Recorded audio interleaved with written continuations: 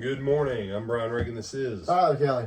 And on this Saturday morning, we are in Psalm 92, verses 12 through 14, Tyler. Actually, just go all the way down to the end of the chapter. The righteous shall flourish like a palm tree. He shall grow like a cedar in Lebanon. Those who are planted in the house of the Lord shall flourish in the courts of our God. They shall still bear fruit in old age. They shall be fresh and flourishing. To declare that the Lord is upright, he is my rock, and there is no unrighteousness in him. All right. The righteous shall flourish. That's a promise. Those who are planted in the house of the Lord shall flourish. They shall still bear. They shall be fresh and flourishing. Huh. I got my trusty highlighter here. Huh. Let's see. Flourish, that's once. Flourish, that's twice. They shall be flourishing. 3 times. 3 times, flourish. Now, what does flourish look like, Tyler? Something grows and doesn't just barely grow, it grows and grows well. All right. So it's the difference between an orange tree that puts on 10 oranges and an orange tree that puts on 250. Yes. Now, one orange tree, I mean, it's producing fruit. The other orange tree is, what's our F word here? Flourishing. Flourishing. Huh. Now, why does this happen? Why does the Lord allow us to flourish? Well, what's he say in verse 15, Tyler? That they declare that the Lord is upright, that he's my rock and there's no unrighteousness in him. So, when you ask the question, why? Now, this is a good one. Why does the Lord have his children flourish?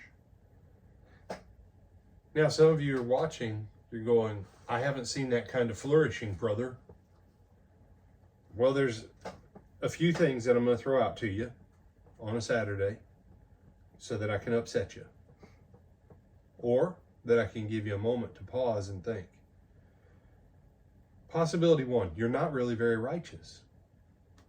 It's possibility 1. Number 2, you're not really in the Lord's house. I mean, yeah, you're kind of like, quote, saved-ish, but you're really not in it in your heart. You know, you're like, I go to church, mainly because it makes grandma happy. Okay. Well, you ain't going to flourish. Why? Because you're not in the house.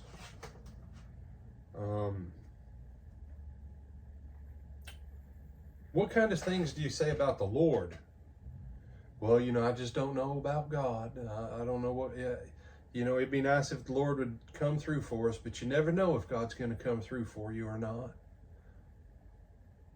Does that sound like the Lord is upright? That don't sound like saying that the Lord's upright. So maybe you're saying things about the Lord that aren't what the Lord told you need to be saying. Do you say the Lord's your rock? Now, brother, we're doing all right. We got $500,000, in assets that we can access anytime we need to. The house is paid for. All the trucks are paid for. The cars are paid for. Everything we own is paid for. No, that's great. You say, well, brother, that sounds like flourishing. Except, well, when you come back to church? Well, brother, we're just a little bit busy right now.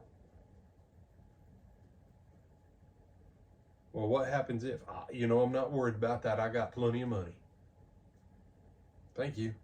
You just said what? Your rock is your? Money. Yeah, you're trusting in riches.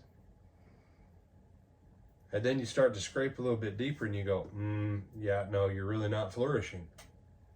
You got the appearance of flourishing. I mean, I can take an orange tree, go buy a bunch of plastic oranges, Tyler, and hot glue and tie them on there. And to everybody else, it'll look like, man, his trees look really good. But if I forget to take them all down at the appropriate time, and then the leaves fall from the tree, then everybody drives by and they go, oh, that's a fake tree.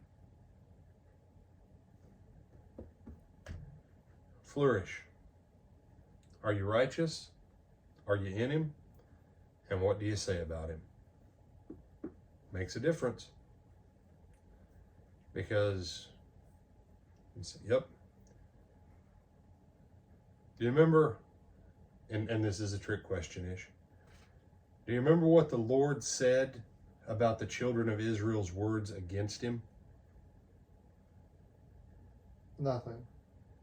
He said, your words have been stout against me. Their words blocked God's blessing on them because they spoke evil and disbelief about the blessing and the care of the Lord. Lord willing, we'll see you tomorrow, Sunday. What time, Tyler? 9:30 for our Bible class, 10:30 for our worship service. How do we hope to see them? Preferably in person, but if we can't see them in person, we also have the live stream available. All right. Have a great Saturday. Join us tomorrow for an even better Sunday.